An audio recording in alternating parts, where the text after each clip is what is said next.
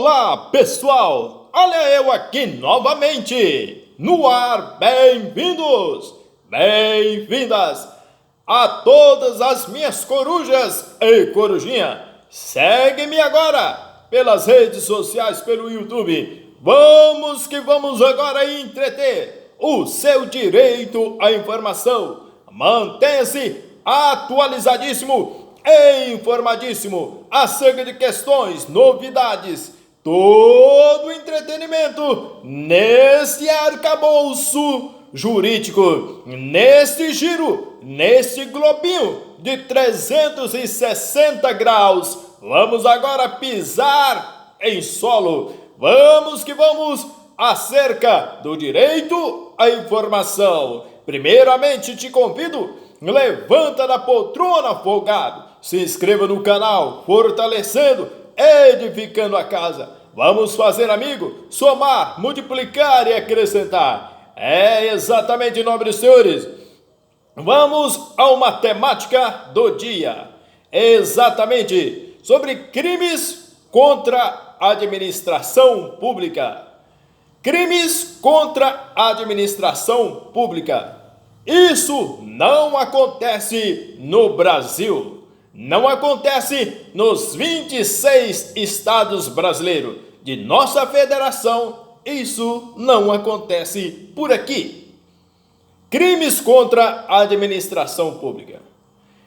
Entretanto, senhores, o título 10, dentre eles os crimes, os título 9, 11 dentre eles os crimes praticados por funcionário público contra a administração em geral.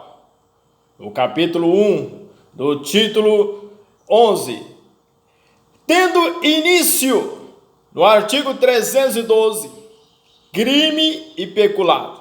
E os crimes é praticado por particular contra a administração em geral. Tendo início no artigo 328, usurpação de função pública. Antes de complementarmos, de fundamentarmos, os crimes praticados por funcionário público. Funcionário público. É fundamental compreendermos esta dimensão, este conceito, que a definição de funcionário público, o qual está registrado no artigo 327 do Código Penal Brasileiro, CPB, Código Penal Brasileiro. Funcionário público considera-se funcionário público para os efeitos penais que, embora transitoriamente ou sem remuneração, exerce cargo, emprego ou função pública. Pode ser mesmo aqueles que não têm ganhos ou não têm remuneração, ou não é concursado, até mesmo de forma transitória, temporária, ou que em certo momento é mesário, ou é jurado, ou outras afinidades em que o poder público o submete, considera-se funcionário público. Parágrafo primeiro, equipara-se a funcionário público quem exerce cargo, emprego ou função em entidade paraestatal e quem trabalha para empresa prestadora de serviço contratada ou conveniada para a execução de atividade típica da administração pública. Entretanto, senhores, o que deve ressaltar que funcionário público não é só aquele que realizou o concurso para trabalhar para a administração. Para efeitos penais, ou no caso de prisão, funcionário público é qualquer pessoa que exerça a função pública, ainda que não tenha passado por nenhum trâmite de concurso público, não exerça cargo ou não receba o que? Remuneração, din-din. Mesário, por exemplo, é funcionário público para efeitos penais, bem como o jurado. Dessa forma, qualquer um deles, qualquer pessoa que exerça função pública, pode responder por crime de peculado, por crime de corrupção passiva, por crime de concussão. estabelece o 327 este conceito bem formalizado que funcionário público, de maneira ainda mais ampla, prevê o funcionário público por equiparação. São equiparados a funcionário público. Doravante, senhores, funcionário público, no parágrafo 1º, equipara-se ao funcionário público quem exerce cargo, emprego ou função em entidade paraestatal e quem trabalha para empresa prestadora de serviço contratada ou conveniada para a execução de atividades típicas da administração. Entretanto, o mesmo artigo também, no parágrafo 2º, apenas será aumentada da terça parte quando os autores dos crimes previstos nesse capítulo forem ocupantes de cargo em comissão, ou de função de direção ou assessoramento de órgão da administração direta, sociedade e economia mista, empresa pública ou fundação, instituída pelo poder público. São aqueles que são contratados sem concurso público. O cargo em comissão ou função de direção ou assessoramento são aqueles que, exercido na administração pública, indireta, sociedade e economia mista, empresa pública ou fundação instituída pelo poder público, mas com exceção da autarquia, haja visto que o parágrafo 2º não faz menção a esta. Compreendido, vejamos aí os crimes praticados pelo funcionário público contra a administração. Vejamos, senhores, temos concussão, artigo 316, corrupção passiva, 317, prevaricação, 319, condescendência criminosa, artigo 320, advocacia administrativa, 321, exercício funcional ilegalmente antecipado, 324. Vejamos, senhores, que o crime de peculato tem previsão legal no 312, que significa apropriar-se o funcionário público de dinheiro, valor ou qualquer outro bem público ou particular de quem tenha posse em razão do cargo ou desviá-lo em proveito próprio ou alheio. A partir dessa leitura, verifica-se que ele próprio dispõe em seu texto acerca das modalidades de peculato. São eles o peculato apropriação e o peculato desvio.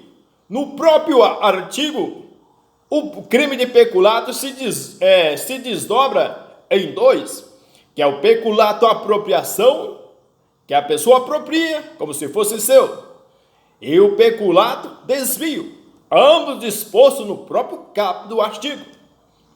Doravante, no caso de peculato apropriação, o funcionário público tem a anterior posse ou detenção do bem, e é um crime muito semelhante ao de apropriação indébita, que está registrado no Código Penal no artigo 168 do Código Penal brasileiro. Por exemplo, o funcionário público que tem acesso a um moderno celular, que fica à sua disposição para o trabalho, e que resolve não mais entregá-lo à repartição pública, pode se achar dono dele, haja visto já ter inserido no aparelho seus dados pessoais. Reforça-se que aqui a administração pública não fez uma doação ao funcionário, mas sim um comodato do aparelho celular, ou seja, esse continua sendo patrimônio, claro, da administração. O artigo 327 no caput irá preponderar sobre o crime do artigo 168, que é a apropriação indébita, frente ao princípio da especialidade. Esse crime de apropriação indébita é semelhante àquele aquele que tomou emprestado e não devolveu. Entretanto, já o parágrafo 1º desse artigo dispõe: aplica-se a mesma pena no parágrafo 1º se o funcionário público, embora não tenha a posse do dinheiro, valor ou bem, o subtrai ou concorre para que seja subtraído em proveito próprio ou alheio, valendo-se da facilidade que lhe proporciona a qualidade de funcionário. Percebe que o requisito do peculato furto é a subtração, ocorrer de maneira que o agente funcionário público valha-se da facilidade que lhe proporciona a qualidade de funcionário. Outro ponto importante é que esse se trata de crime próprio, ou seja, há uma especial qualidade do sujeito ativo, qual seja a de funcionário público. Aí estabelece ainda o peculato culposo, o qual está previsto no parágrafo 2º. Nessa hipótese ocorre a conduta do funcionário público que, sem querer causar prejuízo à administração, acaba colaborando para o crime de outro, mas faz isso de forma culposamente. 312 do parágrafo 2º, se o funcionário concorre culposamente para o crime de outro. É o caso, exemplo, de funcionário público que, por descuido, esquece determinada sala da repartição aberta, fazendo com que outro subtraia dali algum pertence. Ou seja, esse outro funcionário pode até ter praticado o crime de peculato, furto, mas o anterior não tinha um liame subjetivo. Para com isso, não queria causar prejuízo à administração. Entretanto, acabou fazendo culposamente. Da mesma forma, o agente carcerário que dormiu no ponto e alguém subtraiu as armas da delegacia. Em relação à modalidade culposa, o legislador estabeleceu ainda uma possibilidade muito benéfica a este funcionário. No parágrafo 3º, no caso do parágrafo anterior, a reparação do dano se procede à sentença irrecorrível. Extingue-se a punibilidade se lhe é posterior. Reduz de metade a pena imposta. Ou seja, o parágrafo 3º, se houver a reparação do dano antes da sentença transitar em julgado, a punibilidade será extinta se posterior. A pena será reduzida à metade. Fato é que a reparação do dano no peculato culposo traz um benefício maior do que na hipótese de peculato doloso, pois na modalidade dolosa a consequência se dá nos moldes do artigo 16 do Código Penal, arrependimento posterior. Outra modalidade de peculato é prevista no artigo 313 do Código Penal, chamado de peculato mediante erro de outro. E no 313, apropriar-se de dinheiro ou qualquer utilidade que no exercício do cargo recebeu por erro de outro. Esse crime tem uma semelhança muito grande com o de estelionato, o que está regido pelo 171, é o famoso 171. Por isso que muitos doutrinadores chamam de peculato de estelionato. No caso desse estelionato, o agente o induz ou mantém em erro. No peculato do artigo 313, o funcionário também mantém a vítima em erro para a realização ou apropriação. Assim sendo, o crime de peculato se divide da seguinte maneira. Entre elas, podemos dizer que o peculato pode acontecer de forma culposa, também dolosa. Entre elas temos o de apropriação, de desvio, temos o furto, temos o mediante erro do outro, tem o peculato eletrônico. Vejamos, senhores, que para diferenciarmos e destacarmos o peculato eletrônico, o artigo 313-A do Código Penal, são os crimes de internet. Praticamente esse artigo, ele está inserido no Código Penal, relacionado aos crimes de cybercrimes na internet. A inserção de dados falsos em sistema de informação, artigo 313-A.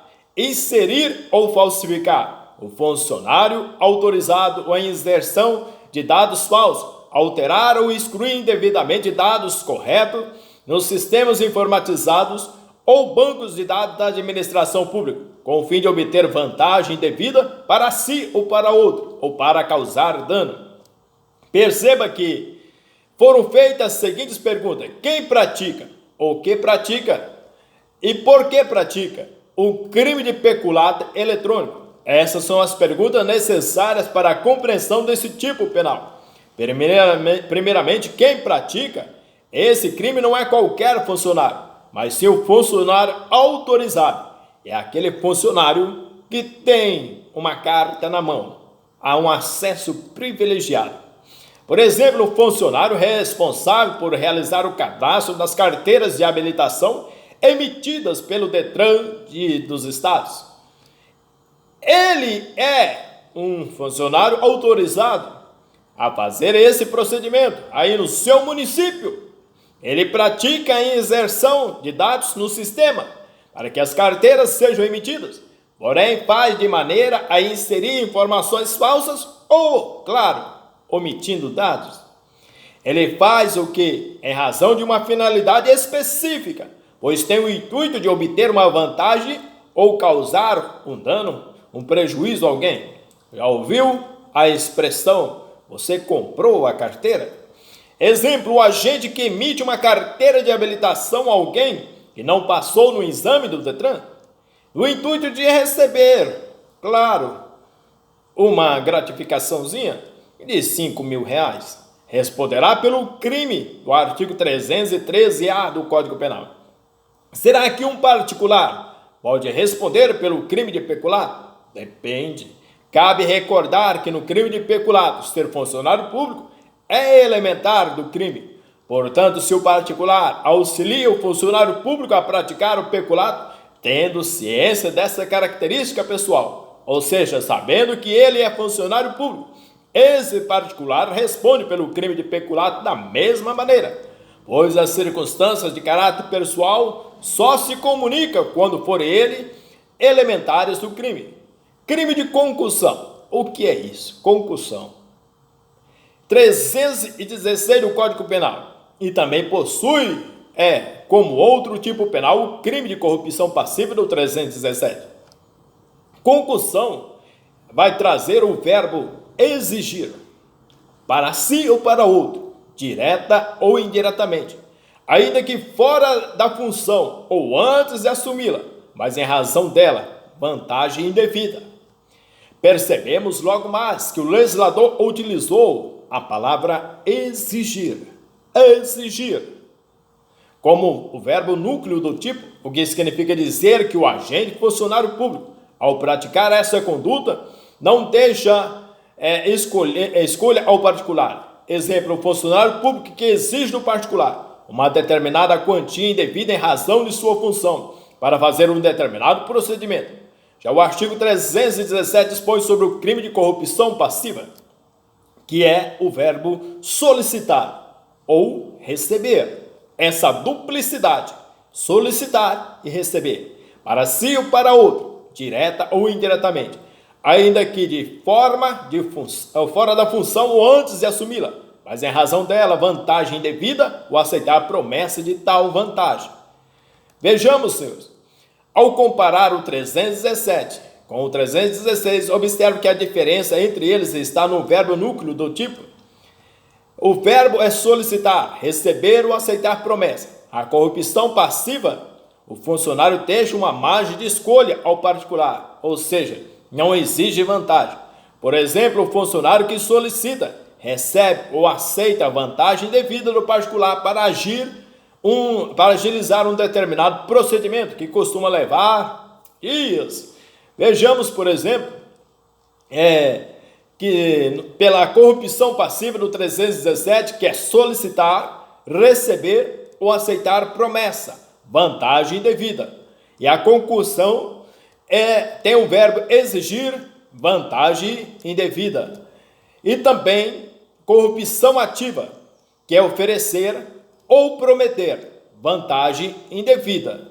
O que vai distinguir de uma coisa e outra aí é o verbo, é o núcleo do verbo. Nesse traçado aí, além dos crimes de corrupção passiva e concussão, foi acrescentado o crime de corrupção ativa, ressaltando que os dois primeiros estão previstos nos crimes praticados pelo funcionário público, enquanto o último nos crimes praticados pelo particular contra a administração. O particular também pratica crime contra a administração em geral. Crimes de corrupção ativa. Percebe que esse crime é praticado pelo particular contra a administração em geral. Dessa forma, a conduta parte do particular, qual seja aquele que ofereceu ou promete a vantagem devida ao funcionário público. Caso o funcionário público resolva dar a voz de prisão ao particular que faça tal conduta, existirá somente o crime de corrupção, ou seja, somente o particular será imputado, havendo que o recebimento ou aceite da vantagem devida por parte do funcionário público, ocorrerá o que a prática de dois crimes, o de corrupção ativa pelo particular e o de corrupção passiva pelo funcionário. Ou seja, haverá uma bilateralidade do crime. Entretanto, não há concurso de pessoa, pois o legislador decidiu quebrar a teoria monista, fazendo com que cada um, particular e funcionário público, responde pelo seu respectivo crime. Corrupção ativa: oferecer ou prometer vantagem devida ao funcionário público para determiná-lo a praticar, omitir ou retardar de ofício. Caso o funcionário público solicite a vantagem devida para realizar determinado procedimento para o particular e esse simplesmente pague o valor solicitado, será que o particular responderá pelo crime de corrupção ativa? Não, pois o particular não ofereceu a vantagem devida, ele somente realizou o pagamento da quantia solicitada pelo funcionário, ou seja, o particular não praticou nenhum dos verbos núcleo do tipo penal, que são oferecer ou prometer vantagem. Na corrupção ativa, a corrupção tem que partir do particular e não do funcionário. Crime de prevaricação: isso não existe. É outro crime praticado por funcionário contra a administração em geral, que é, pelo 319, retardar ou deixar de praticar indevidamente ato de ofício ou praticá-lo contra a disposição expressa de lei para satisfazer interesse ou sentimento de amizade, afeto, sentimento pessoal. A corrupção passiva, no parágrafo 2º, se o funcionário pratica, deixa de praticar ou retarda ato de ofício com infração de dever funcional, cedendo a pedido ou influência de outro. A diferença está no porquê o agente pratica essa conduta.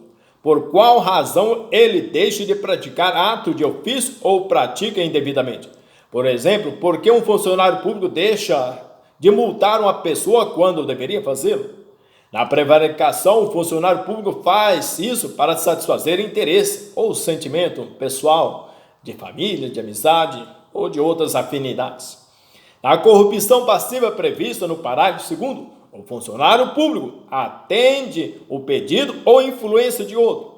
Imagine que um particular chegue a uma repartição pública e peça para o funcionário emitir um documento imediatamente, cara. Porém, esse documento costuma demorar para ficar pronto aproximadamente 15 dias, mas não tem um tempo, cara, acelera aí.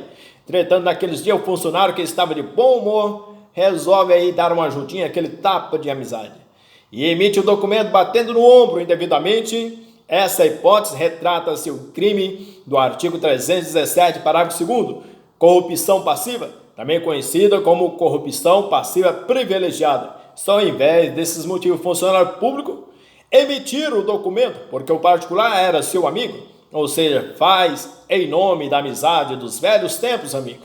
Que prazer, contra a honra. Entretanto, senhor, se o funcionário público, ao invés de exigir vantagem devida, fizer ameaça gravemente ou empregar violência contra o particular, não será hipótese de concussão, mas sim de crime de extorsão, crime patrimonial previsto no artigo 158. Outro ponto muito importante em relação à corrupção passiva: caso o funcionário público estrangeiro em transação comercial internacional solicitar vantagem econômica e o particular paga esta vantagem, ocorrerá o crime de corrupção ativa do 337b do Código Penal. Essa é uma modalidade de corrupção ativa, eu diria em termos diferenciados, pois o pagamento da vantagem pelo particular irá se concretizar como corrupção ativa.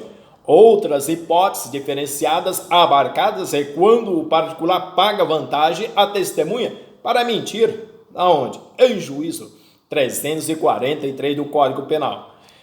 Quando o funcionário público exige ou solicita uma vantagem e o particular não paga, será que nessas hipóteses esses crimes estão consumados ou tentados?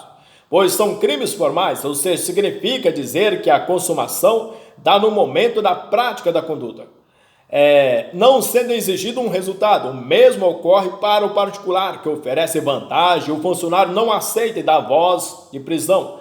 A consumação, nesse caso de corrupção ativa, se dá com a prática da conduta. ou seja, com oferecimento ou promessa de vantagem indevida.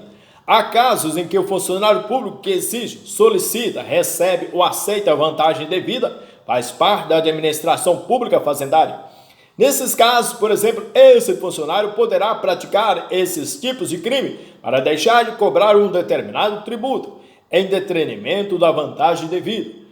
No entanto, esse funcionário não responderá por esses crimes nos moldes do crime de concussão ou corrupção ativa. Por exemplo, haja visto que o princípio da especialidade deve ser aplicado à legislação específica da Lei 8.137 de 90, que prevê o crime contra a ordem tributária. No artigo 3º, lei constitui crime funcional contra a ordem tributária, além dos previstos no decreto lei número 2.848 de 40.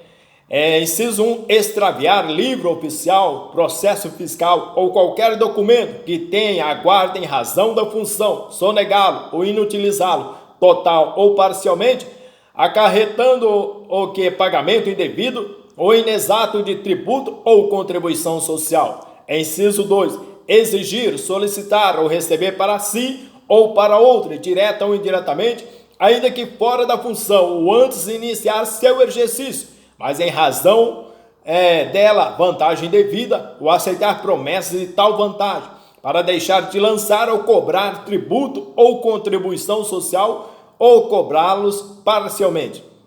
Entretanto, senhor, são aqui alguns aspectos relacionados aí aos crimes contra a administração pública, tanto do funcionário público, como também dos particulares contra a administração pública.